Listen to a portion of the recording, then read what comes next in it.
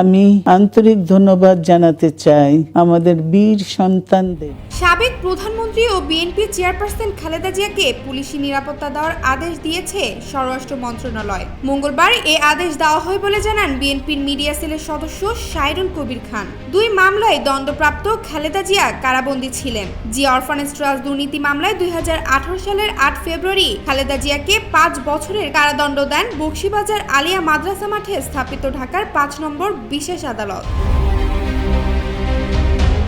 রায় ঘোষণার পর খালেদা জিয়াকে পুরান ঢাকার নাজিমউদ্দিন রোডে অবস্থিত পূর্ণ কেন্দ্রীয় কারাগারে বন্দী রাখা হয়।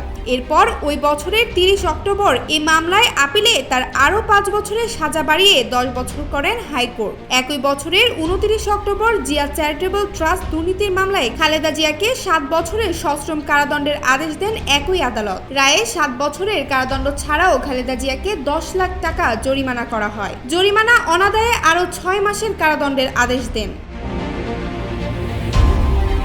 2020 সালের মার্চে করোনা মহামারী শুরু হলে পরিবারের আবেদনের পরিপ্রেক্ষিতে নির্বাহী আদেশে দণ্ড স্থগিত করে।